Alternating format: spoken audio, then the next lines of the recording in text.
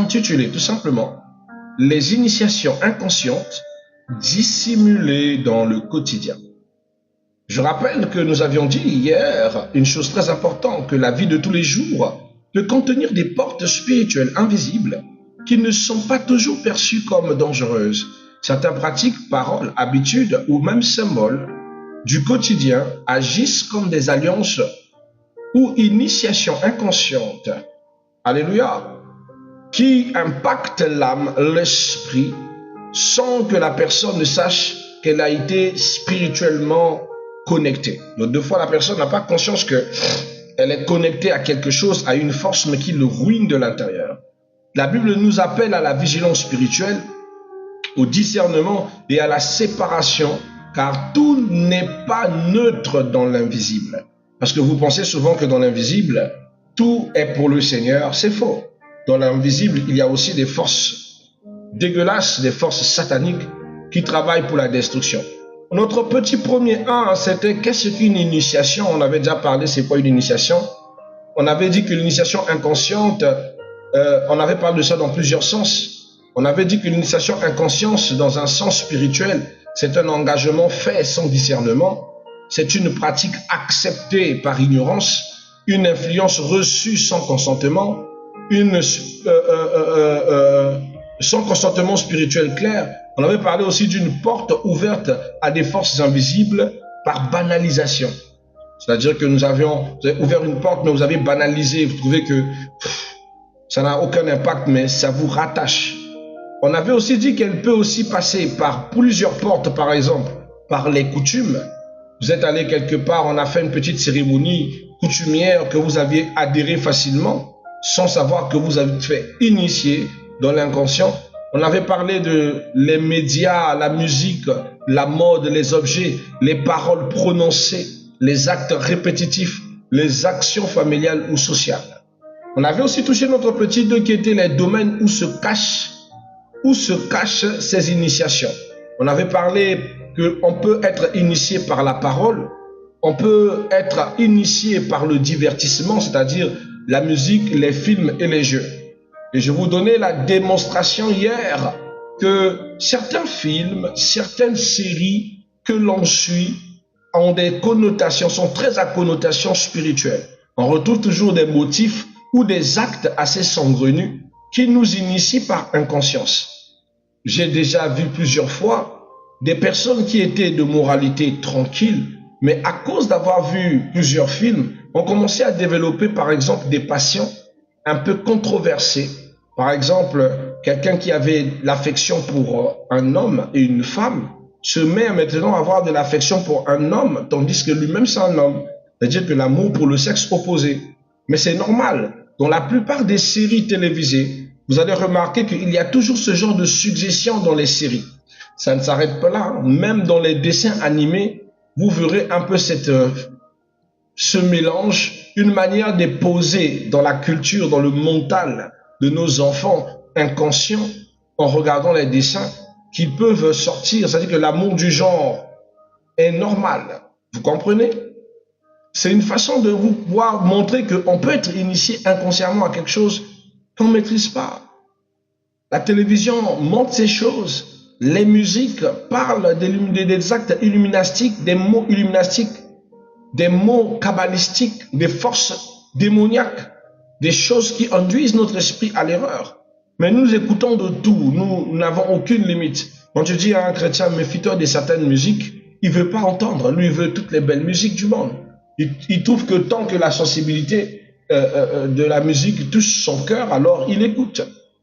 Or que, bien aimé, vous pouvez vous faire initier aussi en écoutant des musiques désintéressées. C'est pas pour rien qu'un grand homme de Dieu, le prophète William Marion Branham, est très articulé dans son enseignement quand il s'agit par exemple de la télévision.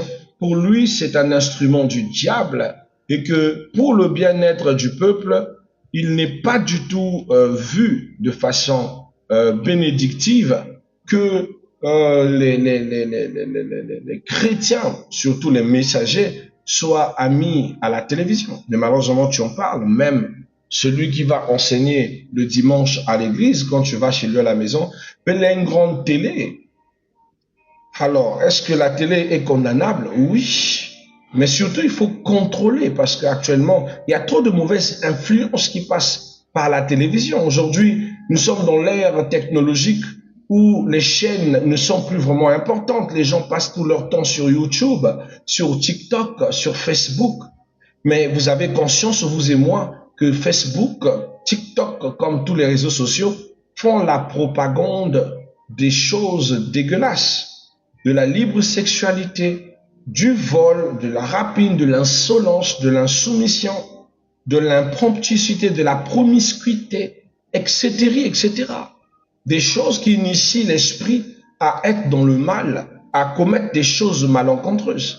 Vous vous demandez pourquoi vous n'arrivez pas à briser, par exemple, votre vie de fornication, or que vous êtes tout le temps alimenté grâce à TikTok à de la nudité, grâce à Facebook à des insanités, grâce à un réseau où vous vous trouvez, parce qu'il y en a tellement, qui vous permet de regarder des choses qui stimulent à votre esprit en constance des désirs charnels.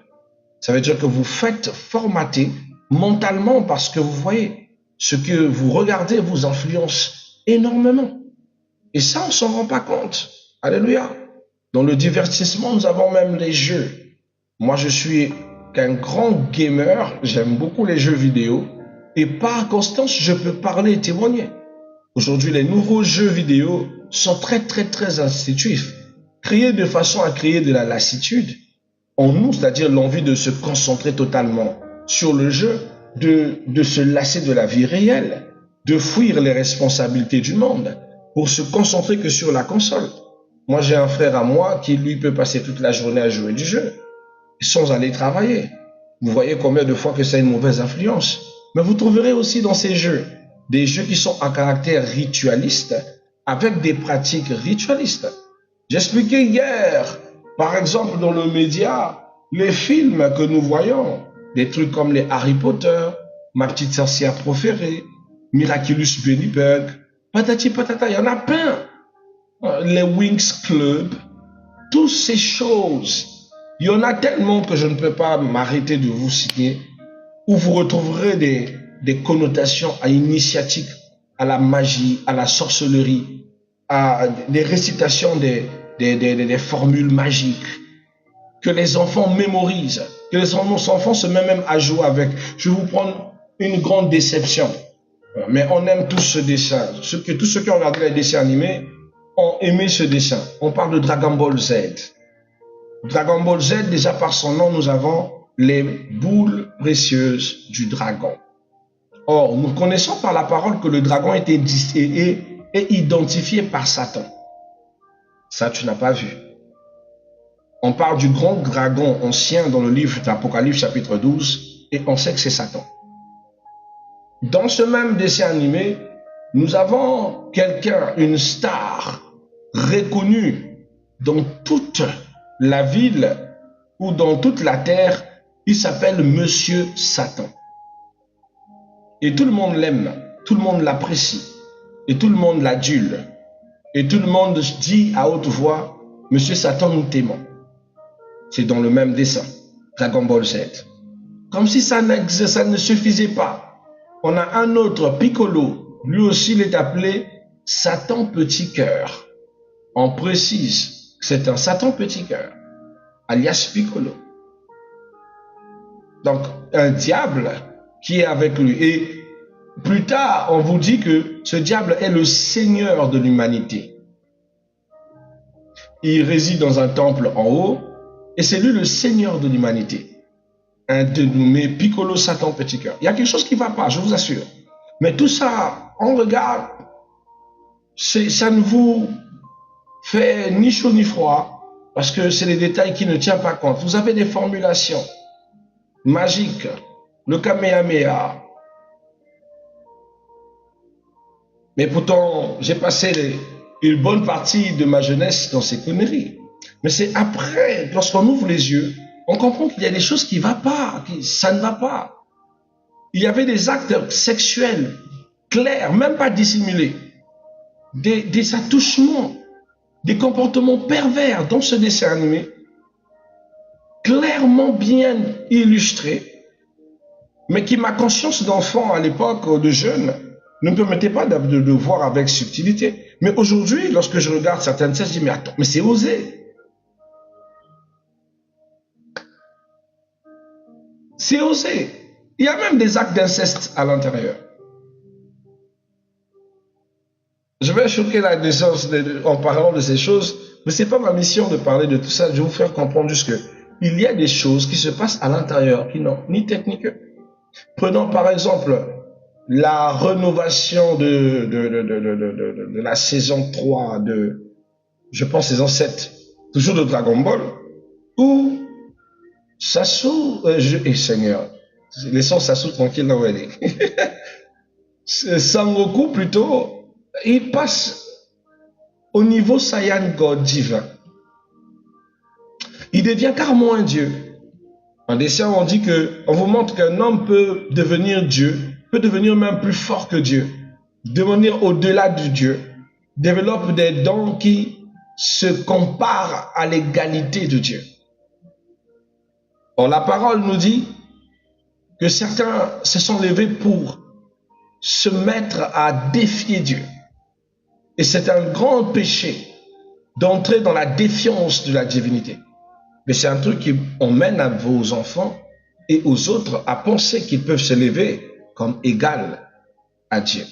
Or, même Jésus-Christ dans Philippiens chapitre 2, la Bible dit, lui qui était égal à Dieu ne s'est pas vu comme une proie arrachée d'être égal à Dieu. Jésus s'est rendu humble, mais ces dessins vous montrent que vous pouvez être égal à Dieu. Vous pouvez devenir même Dieu. Vous pouvez prendre la place de Dieu. Il ne fait que monter des niveaux chaque fois et des niveaux qui dépassent les dieux. Aujourd'hui, Sangoku est plus que le dieu Kaio dans ces séries-là. Vous comprendrez qu'il y a quelque chose qui ne va pas. Mais pourtant, c'est une distraction pour tous. Donc, bien aimé, faites attention, même dans le divertissement, le diable joue vraiment un grand rôle. Il influence énormément. Alléluia. On avait parlé aussi de certaines musiques ou films qui concernaient, dont on retrouvait des incantations, des exaltations des ténèbres, la sexualisation ou la promiscuité, les symboles occultes, même écoutés par Beyoncé, ils peuvent déposer un sceau dans l'invisible. Donc, vous devez faire attention. Une autre chose que vous devez aussi porter regard, ce sont par les symboles et les objets. Vous pouvez être aussi initié par les symboles et les objets. Aujourd'hui, il y a beaucoup de personnes qui commencent à porter, par exemple, des chaînettes, des amulettes. Tu vois, j'ai rencontré des chrétiens avec des amulettes de l'étoile, l'étoile chrysomique, que beaucoup appellent par l'étoile de David. Est-ce que c'est un symbole chrétien? Non. Il faut faire très attention. Il y a même d'autres qui se personnalisent un certain symbolisme de la croix. Bien aimé, la Bible, l'apôtre Paul nous enseigne que l'œuvre de la croix, c'est un symbole dans notre cœur. Ce n'est pas un symbole que nous devons scruter, c'est-à-dire tailler de pièces pour mettre sur notre cou. Le symbole de la croix qui nous a sauvés, ce n'est pas un symbole, une croix qu'on met sur notre cou comme symbole. C'est un esprit de vie que nous portons en nous. C'est un témoignage puissant. Elle n'est pas un objet. C'est carrément une vie en nous. Mais aujourd'hui, tu vois, en semblant des chrétiens porter des trucs sur leur cou, tout en oubliant qu'il nous est interdit de porter des babioles, de construire, de faire des dieux en fente. C'est interdit. C'est dégueulasse. Il y a même d'autres qui adulent ces objets. Et ils appellent cet objet-là objet sacré. Pourquoi on est arrivé à une telle banalité? Mais ce sont des initiations à des pratiques occultes qui font partie de la Kabbalah. Les Juifs avaient cette partie qu'on appelle la Kabbalah, qui pratiquaient librement et avaient des tendances idolâtres, mettaient en valeur les objets, c'est-à-dire des pierres taillées représentant les anges, qu'ils adoraient et qui les poussaient à leur perversion. C'est une pratique qui a toujours existé. Et beaucoup de chrétiens ont suivi ces rythmes et se cachent derrière ces choses. C'est à cause de ça que nous, l'assemblée chrétienne, une assemblée respectable, nous ne portons pas du tout des des talismans sur nous. Sincèrement, si je n'étais pas marié et que le mariage ne m'exigeait pas de porter mon alliance, j'en vois pas l'importance. Je n'ai même quand je suis en journée, je porte pas de montre. Et pourtant, je peux porter une montre. Mais aujourd'hui, je vois même dans le monde, dans nos montres, des symboles bizarres, des pentagrammes, des symboles holistiques. Sur le champ, je regarde, je ne peux pas acheter cette montre. Je préfère rester bras ballon, je vous assure. C'est pas pour vous faire peur, mais je refuse par ignorance ou par inconscience de lier mon esprit à quelque chose, de l'attacher par inconscience. Quand tu sais comment le monde spirituel fonctionne, tu ne vas pas t'ouvrir des portes parce que tu aimes les babioles. C'est ça, il faut faire très attention. Alléluia. Donc évitez de porter ou d'accepter ou d'idolâtrer certains objets qui peuvent créer un lien spirituel. La Bible dit dans 1 Corinthiens chapitre 10 verset 14, il dit fuyez l'idolâtrie. Fuyez l'idolâtrie. Et le même chapitre nous dit les idolâtres, les adultères n'hériteront pas le royaume de Dieu. Donc là où il y a l'idolâtrie, il y a absence du royaume. Celui qui pratique l'idolâtrie se bannit loin du royaume. C'est des choses que vous ne voulez pas prendre à la légère. Dans les exemples des objets, vous pouvez retrouver par exemple des bijoux mystiques. J'ai retrouvé une sœur chrétienne qui porte la croix du Raoult, qui n'a rien à voir avec notre croix. Comment vous pouvez porter la croix du Raoult sur vous? Ça n'a aucun sens. J'ai retrouvé des sœurs chrétiennes qui portent la croix Kemet. Mais elles sont chrétiens. Ils disent non, moi j'aime le symbole de la croix Kemet. Ça représente mon africanité. Oui, ça représente ton africanité. Parce que réellement, c'est une croix qui est pour ces personnes qui se connectent à leur spiritualité africaine. Merci de t'initier par inconscience à t'ouvrir des portes à des forces holistiques, africanistes, qui vont venir t'assister ou peut-être même t'emmener dans quelque chose que tu vas pas aimer. Mais tu portes ces choses, ces symboles sur toi. J'ai vu des sœurs chrétiennes se faire tatouer la croix sur le corps. Et j'ai vu des sœurs chrétiennes se faire tatouer carrément le visage de Jésus sur le bas de dos. À un moment, il faut apprendre à se respecter. D'abord, c'est pas Jésus, c'est Django que tu as dessiné sur ton dos. Mais si au moins c'est la représentation de Jésus, donc Jésus, tu as trouvé une autre place de le mettre, c'est sur ton dos. Et spécifiquement, entre ta taille, tu vois pas que tu as un manque de respect? C'est-à-dire qu'on a peu le respect des choses de Dieu. Ces choses nous initient à une perversion qui nous éloigne des choses saintes et qui nous mène dans quelque chose de dégueulasse. Malheureusement, de très dégueulasse. Je nous en prie, mes bien-aimés. Alléluia. Nous avons par exemple la sœur Carmela qui parle de la croix. C'est pour montrer que nous sommes chrétiens. C'est faux. Vous n'avez pas besoin de la croix pour montrer que vous êtes chrétien. L'œuvre de la croix est en vous. Il n'est pas à l'extérieur de vous. L'œuvre de la croix est un symbole spirituel, un témoignage inscrit dans votre âme et dans votre chair. Ce n'est pas un objet taillé qui symbolise votre christianisme. Pas du tout. Ce n'est pas un objet qui fait que vous soyez chrétien. La Bible parle des chrétiens de l'extérieur, de la bouche, des hypocrites, de la forme, mais qui ne sont pas de l'intérieur.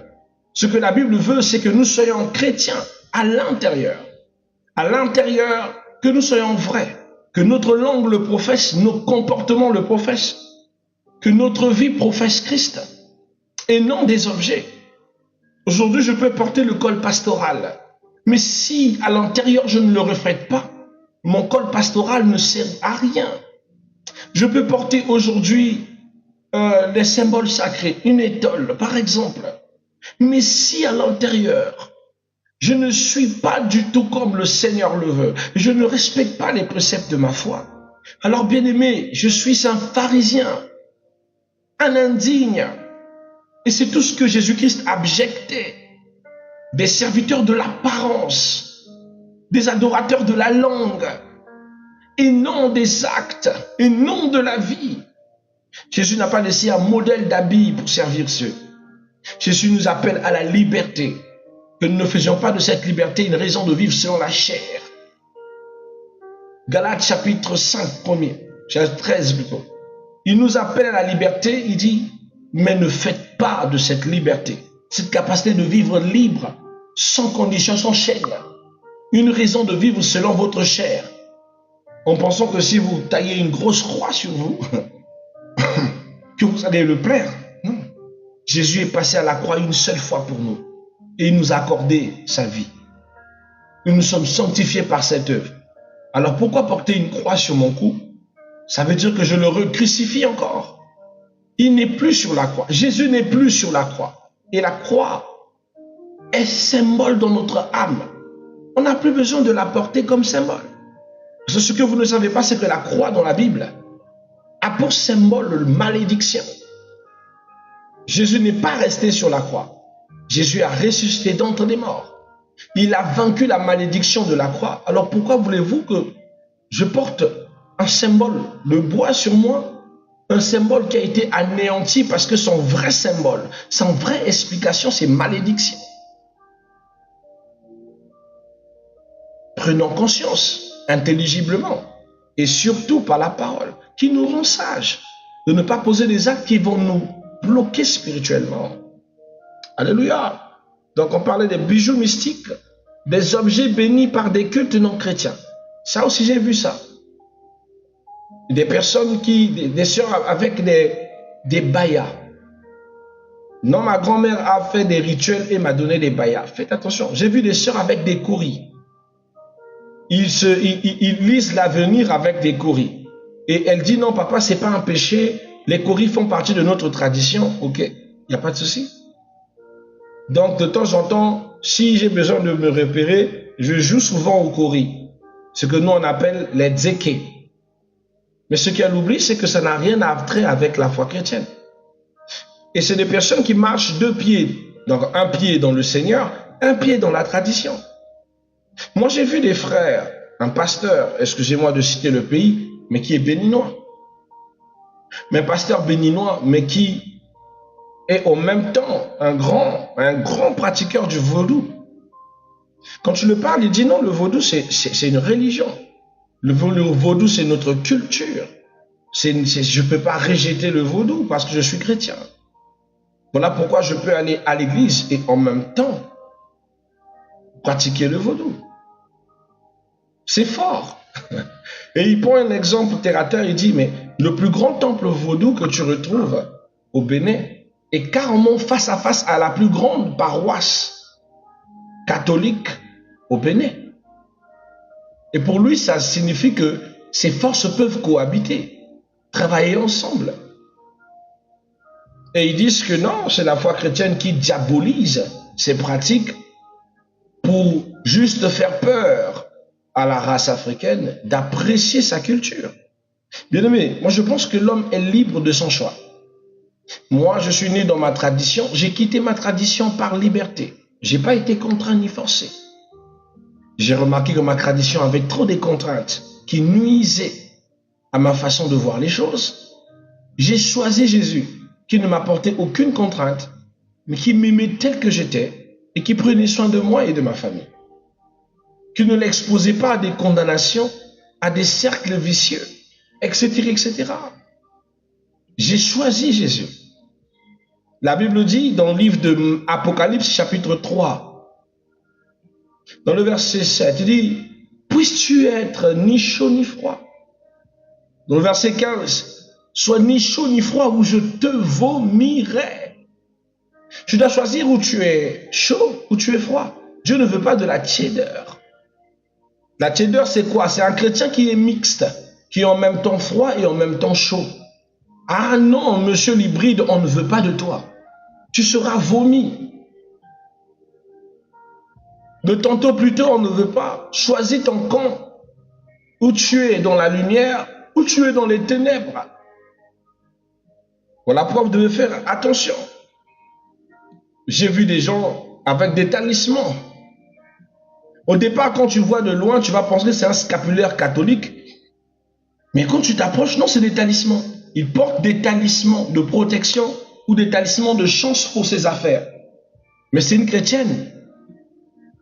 Oh non, on l'avait emmenée quelque part chez un marabout, et le marabout lui a donné des talismans de chance pour qu'elle fasse fortune. Et elle, à chaque fois, elle donne ses dîmes, elle partage ses offrandes à l'église. Elle pense que ça change quoi que ce soit et que c'est pour la gloire de Dieu. C'est dégueulasse. Vous avez initié votre âme à quelque chose et dites-vous que derrière toute initiation se cache un esprit et cet esprit prendra toujours sa part.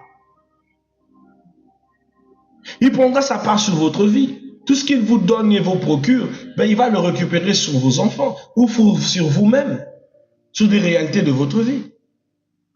Et sans compter que, ayant mêlé votre cœur à ses forces, ben, vous vous êtes excommunié de façon claire et nette face au royaume de Dieu. Nous avons même d'autres qui font des graffitis porteurs de symboles occultes. Et ils n'ont pas peur, ils assument. Ils disent que c'est de l'esthétique, mais c'est de la programmation. Nous avons aussi, par exemple, par les traditions familiales, certaines coutumes culturelles ou rites sociaux ne sont pas neutres spirituellement. La Bible dit dans le verset 12 de Romains chapitre 2, il dit « Ne vous conformez pas au siècle présent ». On n'a pas à se conformer à eux. Pas du tout. Alors, faire attention de ne pas tomber à ça. Nous avons par exemple des rituels traditionnels faits pour la protection. J'arrive dans mon village, je vois mon oncle qui me dit « Tu es arrivé, il ne faut pas oublier d'aller saluer les ancêtres ». J'ai dit « Jamais. Je les respecte, mais je ne vais pas aller les saluer. Et ça, c'est pour vous. C'est votre croyance, mais pas la mienne. » Il me dit « Mais comment ça ?» J'ai dit « Écoute, je respecte mes ancêtres. S'ils n'ont pas fait ce parcours, je ne serai pas là. Mais je n'ai pas d'adoration à leur donner. Moi, je n'adore qu'un seul Dieu. Il s'appelle Yeshua HaMashiach. Le fils du tétragramme Yod, Yahweh, El Shaddai, El Aldonaïm. Voilà ma foi, là où elle est basée. Je ne vais pas me mettre à faire cette adoration à laquelle vous voulez me contraindre. Je dis non. Il me dit, toi, tu n'as aucun respect. Je dis non, non, non, non, non, je respecte. Je dis que je respecte mes ancêtres. Personne ne peut se lever d'emblée et oublier ses origines. Mais je ne fais pas partie de votre croyance. Et ça, c'est la seule chose que je veux que tu comprennes. Ce n'est pas ma croyance d'aller les adorer. Ah non, pas du tout. Ça ne l'a pas plu. Ils ont essayé de faire ces choses, mais ça n'a pas marché. J'ai fini mon parcours dans mon village et j'étais tellement content d'avoir passé un bon moment, je suis rentré. N'ayez pas peur de ces choses-là. En partant, il me dit, non, on va faire un rituel de protection. J'ai dit, j'ai pas besoin de ça. Il dit, mais tu risques de faire un accident. Tu as déjà manqué du respect aux ancêtres. Je n'ai pas manqué de respect aux ancêtres. C'est toi qui n'as pas été content du fait que je ne suis pas allé les adorer comme avant. Je ne suis pas un adorateur d'ancêtres. Et moi, ma protection, c'est Jésus. J'ai le symbole le plus puissant du monde. Et je vais traverser ma route pour retourner à Brazzaville sans souci. Je suis retourné, je n'ai pas eu de panne, ni quoi que ce soit. Quand il m'appelle, il me dit, tu es rentré sain et sauf. Je dis oui. Il dit, ah, tu es fort. Je lui ai dit, c'est pas moi qui est fort. J'ai un Jésus fort. Donc évitez ces petites choses-là, les rites de protection, les fêtes dédiées aux esprits ancestraux, les libations au sacrifice familial. Faites attention.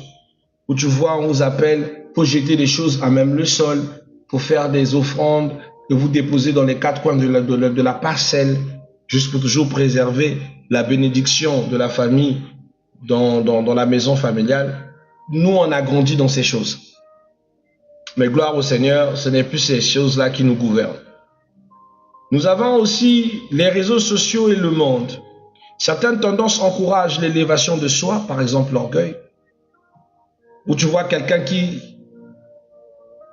veut toujours prouver, vivre dans le proving, faire le tout pour démontrer aux autres qu'il vit mieux, qu'il se construit, or que c'est faux. Nous avons la consultation des esprits, des horoscopes et la voyance. Je pense que vous tombez sur ça sur TikTok, non? De la même manière que nous, pasteurs, nous sommes là en train de parler de Jésus. Il y a des gens qui lisent les horoscopes. Moi, j'ai déjà retrouvé des sœurs de prière et partage dans ces pages-là.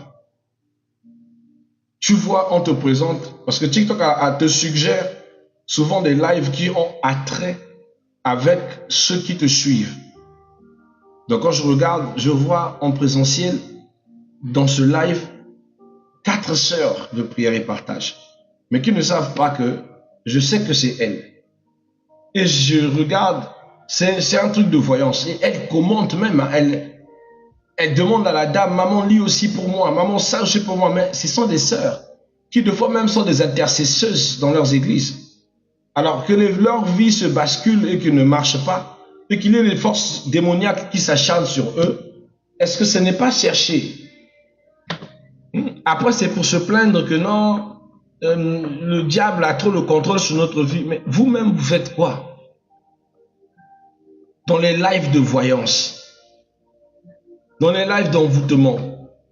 Une sœur qui dit, papa, une solution pour mon mari infidèle. On a des sœurs qui font les comment on appelle ça? Les rituels qu'ils voient sur TikTok. J'ai une sœur qui m'a parlé du rituel salive le matin. J'ai dit, oh, mais ça c'est des pratiques du village. Ou souvent quand on veut faire des choses, on nous donne de ne pas jouer avec le premier crachat du matin. Moi je suis né dans ma tradition, c'est des choses qui ne peuvent pas m'étonner. Mais toi enfant de Dieu qui me parle de cette pratique-là, mais tu as appris ça où? Oh non, papa, j'ai vu ça sur TikTok, et ça marche, ça marche. J'ai dit oui, ça marche.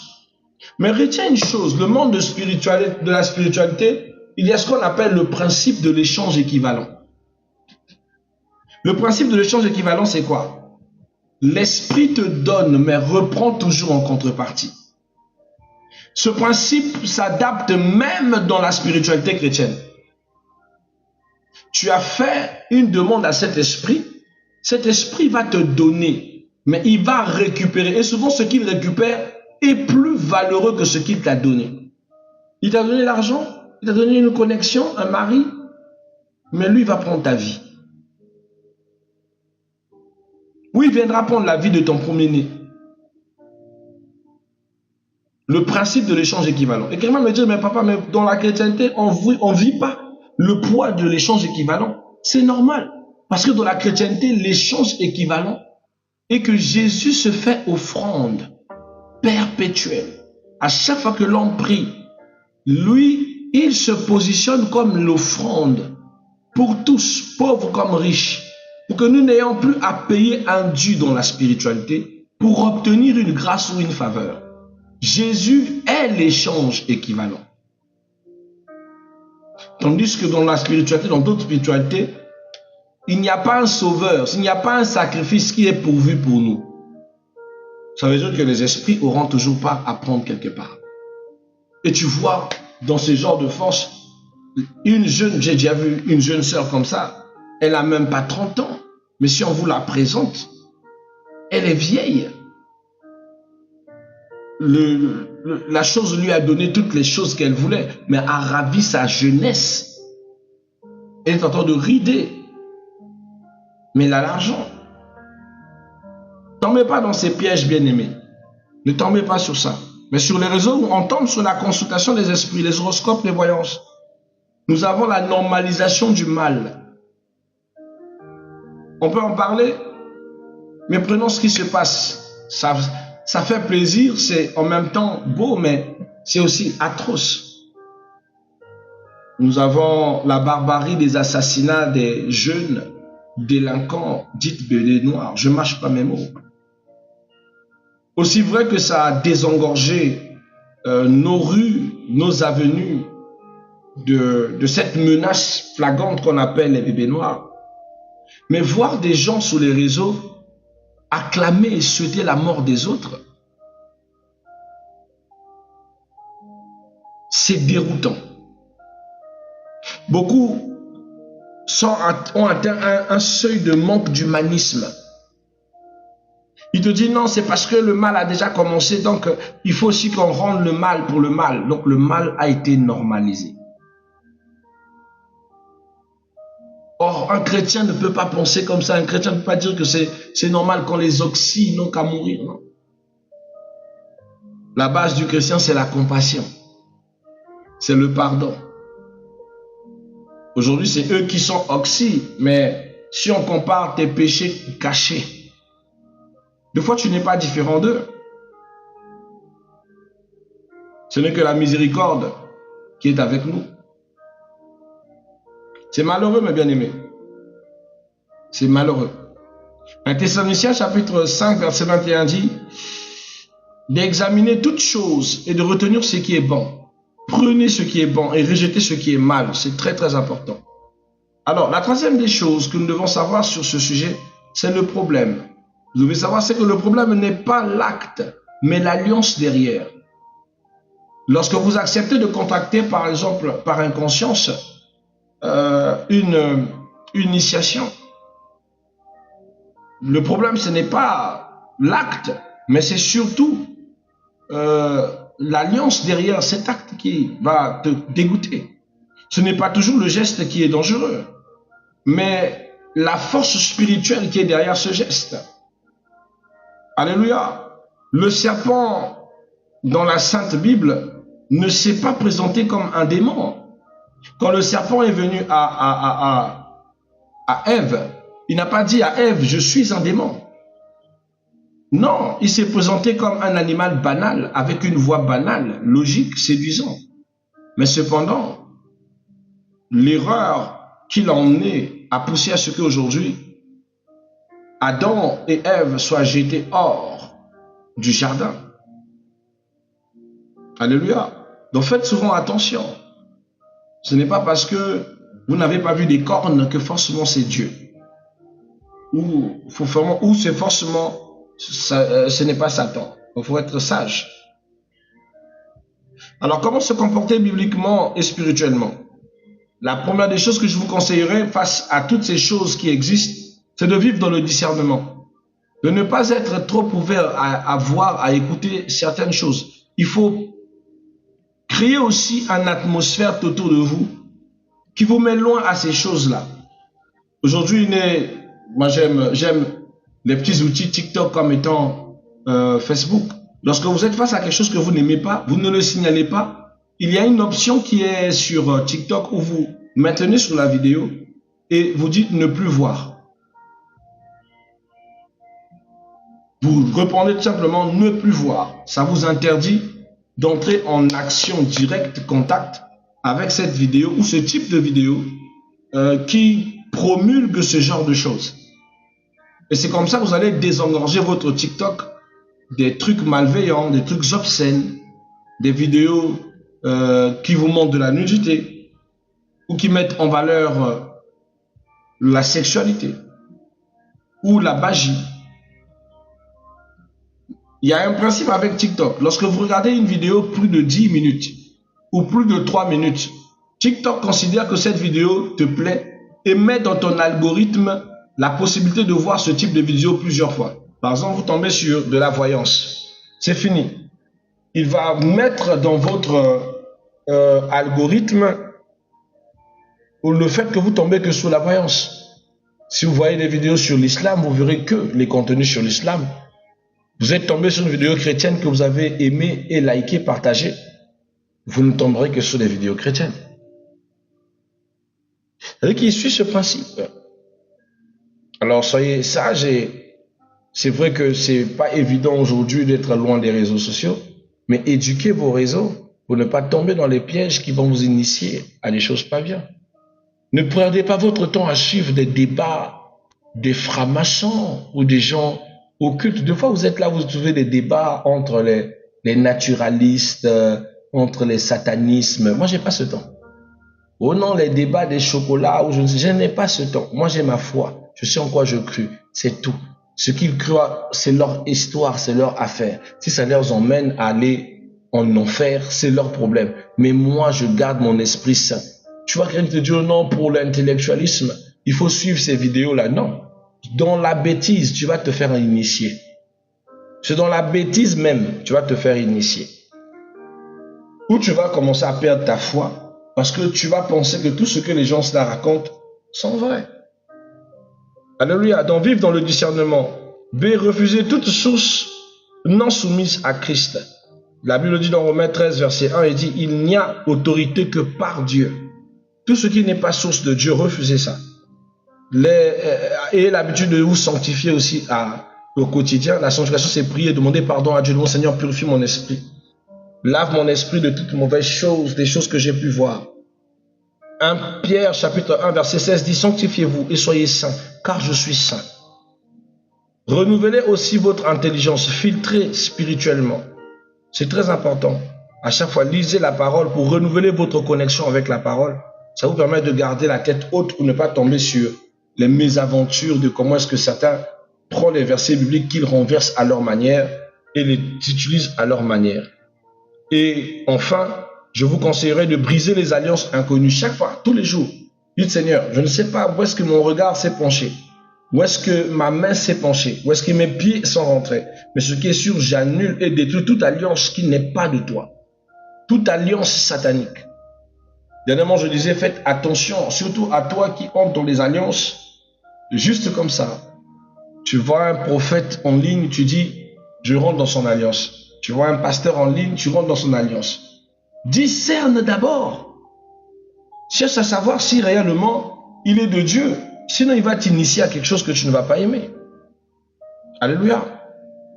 Donc, voilà un peu pour ne pas prendre assez de temps. Il est déjà 1h34. Vraiment, merci de m'avoir suivi. Que Dieu vous bénisse, que le Seigneur soit avec vous et que